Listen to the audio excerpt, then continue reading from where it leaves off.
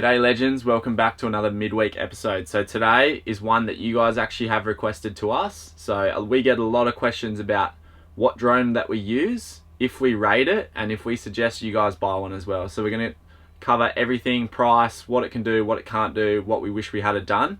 So let's get into it. Why don't we say that it's too late for us now?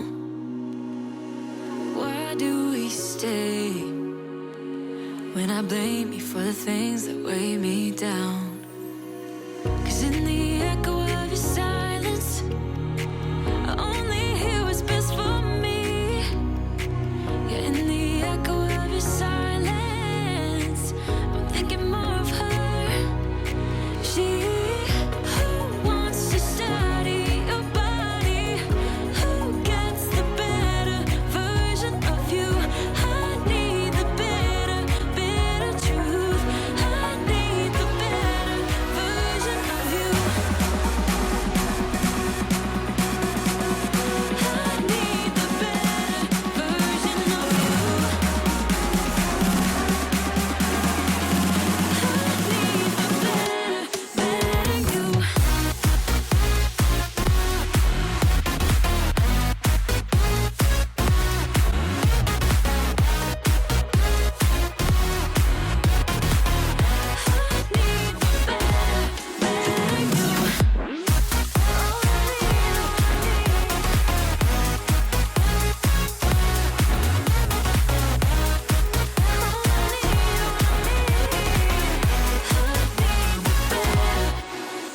You talk about faith.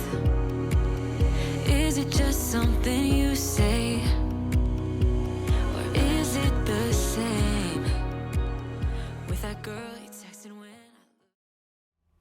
We run the DJI MINI 2. We actually got this super cheap through a friend who knew the manager at JB Hi-Fi. So we got the whole Fly More combo for $810 when it first came out, which is insane. Which is really cheap considering they were around $1,000. So at the moment on DJI, just the drone alone is $750, and then the whole combo is $950. But we've just gone online and Dick Smith have got a combo, or is that? Yeah, the That's combo the combo. for $799. Yeah. So it's pretty affordable. Especially for entry level. So if you guys are wanting to hit the road, travel Australia and get them cool perspective shots that you wouldn't And you've otherwise seen get. what we do with ours. Yeah. So you don't need to spend a heap of money to get a nice little compact unit. And if you don't crash it with a bit of luck, it will last you a long bloody We time. haven't crashed it, touch wood. Touch wood. In the Fly More combo, it comes with your controller, which hooks up to your phone, 3 batteries, spare charging cables, spare propellers, spare Knobs. controller knobs, little screw, and then obviously like the charging stuff. So you do really get a lot of value for money. And if you think you're not going to need the spare batteries, spare propellers, And this thing, You so this will. is a little propeller screwdriver. So right on top of the props here, they do have like a little screw-in point. And when we first got the kit, we were like, we won't ever need to replace a prop. I'm not an aircraft engineer. Turns out I am an aircraft engineer, and we didn't use the drone for 2 months. And because we're so coastal and we love living around the coast, the little props actually got seized up and well, rusted. the little screw did. Yeah, so it stopped working. We sent the drone up and it was like carrying on like a pork chop. It was flying around like a headless chicken, and brought it down. We found exactly why. It had rusted a little prop, and I switched it out, and Bob's your auntie. It was She like went, good as new. yeah, she went straight up back in the air, and it was all happy days from there. So it's definitely worth getting the extra parts, guys. That would have cost us a lot of money to send that away to DJI and get them to do it. And yeah, it's a DIY setup, and it's definitely worth it in our opinion. So each of the batteries, they last about 31 minutes exactly per battery. So if you're shooting in certain modes, it's shorter, isn't it? Yeah, so if you're in sports mode and you're trying to chase down a fast moving car, or you're chasing pelicans down at the boat ramp or something on sports mode, Not that we do that. you've definitely got to probably have about 15-minute battery life, I reckon. But if you just hover it over like a certain spot trying to get some nice landscape shots and stuff, Probably lasts a bit longer. yeah, 30 minutes is definitely probably about right. So the beauty of this drone is it actually only weighs 249 grams, which means that Keelan and I I just pointed at myself as a Keelan. Keelan and I don't need a drone license to fly this because it's not classified as a drone. It's 1 gram off. So drones are actually classified for anything that's flying in the air above 250 grams. And DJI have come up with this one because it comes right under that sort of legal limit. So technically we don't really need a license to fly this thing. So, which is good. Don't. Yeah. Yeah. It's a bit of a toy, is what we're saying. So if you then go and buy one of the bigger models, you will need to go and get a drone license for that. So you're supposed to. So a few of the other stats we've got up on the screen here. Sarah will run through them, but we're not going to go through the whole brochure, guys. If you guys want more technical stats on this drone, just go over to DJI and you literally just type in DJI MINI 2, press on the specs, and it comes up with everything that you need. And we want to specify, we are not sponsored by DJI whatsoever, but if you are watching DJI, definitely hit us up. So this one has a 10-kilometer video transmission. So essentially you can fly the drone 10 kilometers and you'll still have... In theory, you'll still have signal, but don't try it because we've heard some horror stories of them going out of sight and not being able to get them back. So I don't think we've ever flown ours more than a kilometer away. Yeah, that's a long way. We always have it in line of sight most times. Yeah. It's got level 5 wind resistance, so I think that was around like 30 to 39 kilometer winds or something. We can add something here. So level 5 wind resistance probably means bugger all to you if you're watching this, but we have had it in about 60 to 70 kilometer hour winds. Very shaky. Did it crash? No, it just was like and it just hated it, but it did stabilize itself and it did handle a lot stronger wind. We are not promoting that. That's just our own experience with it. So don't it's not put gonna it crash and die, but don't put it on us if you do shot. it. No. And then the last thing was this one actually does 4K video. So I think the 1 doesn't do 4K and the 2 does 4K. However, we don't use 4K. So. No, our computer behind us here, 2011 MacBook, just can't process that sort of quality. So we just stick to 1080p and we shoot in 60 frames per second so we can slow it down. But that seems to be really good for us. That sort of setup, 1080p, 60 frames. I mean, it isn't your 4K at 120 or 4K at 24 frames, but it does the job for what we do. And it's good enough for us. Yeah, and the sort of average human eye can't tell the difference between the quality of a DJI Mini that costs $800 to a Mavic Pro 2 or whatever they're called that are worth $3,000. For our YouTube videos, like this is perfect. However, like when we cut things down and we make reels for Instagram and stuff, that's when we see the quality goes down a little bit. Yeah, like that's how definitely you've got to cut it into portrait mode. These don't do portrait mode, so you've got to cut it and then obviously it gets a little bit more grainy. So that would be our only pet peeve about this drone. It is very fair that we speak about the negatives, and Sarah does complain about that a lot.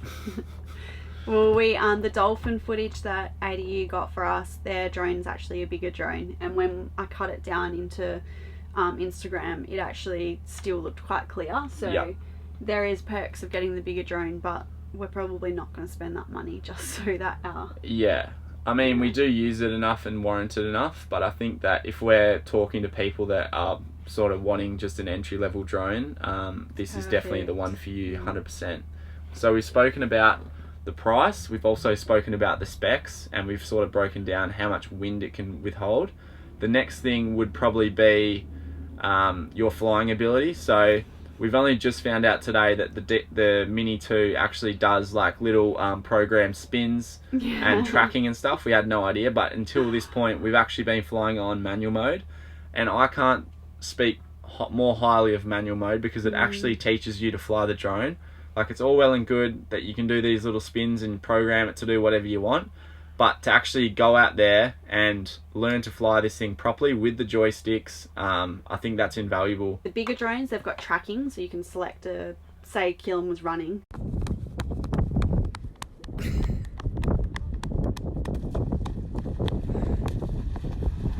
I can select Keelan and the drone will follow. However, this doesn't have that, so you have to manually do it. Okay. But it does have a few little things which we just found out today. It's called quick shots. So you can select your object and then you can press circle and then it will do a circle around the object. Yeah. But obviously then you're, giving the man a fish and he eats for a day.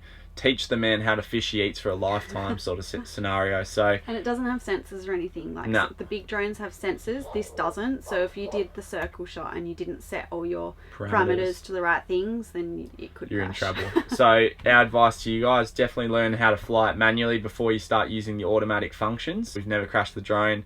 Have we got close? Hell yes we have. But I think that being able to fly the drone manually is invaluable, and it will severely decrease your risk of actually crashing the drone. Learn to catch the drone in your hand and release it to fly it in your hand. I can't stress that enough too. Initially, we did try to land this drone on a towel on the beach. So pretty much, you try to land your drone on the beach on a towel, it'll suck up all the sand. Look at that little drone mat. But yeah, definitely this is still in the packaging. We've never used it, but definitely learn to take off and land your drone in your hand, so you don't result in getting sand and dirt and grit inside the actual gimbal. If you get sand in the gimbal, it's done. It's done. They're very sensitive pieces of equipment, and the circuitry and the circuit boards inside these things are so touchy. If you just have 1 grain of sand in the wrong spot, she's over. So anyway, let's wrap it up. So would we suggest people buy this drone? Yes. That's our answer. Buy this drone if you are looking to do what we do. So you don't need like the biggest drone, and like we've had a few friends who have bought the Mini as well, and they love it. It's just perfect for what you need it for, and you can pretty much fly it wherever you want. So yeah, and if you're learning to fly a drone, it's very good insurance, cutting down your sort of risk factor. You're not crashing something that's worth $3,000. You're crashing something that's worth $800. A lot more affordable. You can actually buy 4 of these.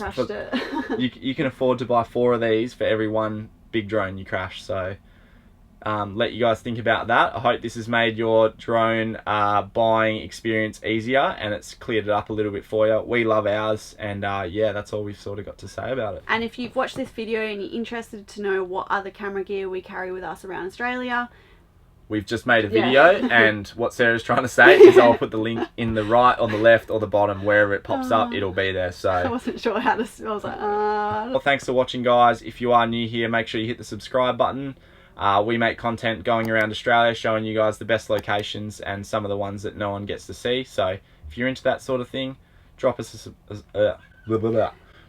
a subscribe, and we'll see you in the next episode. Thanks, legends. Why don't we say that it's too late for us now? Why do we stay when I blame you for the things that weigh me down?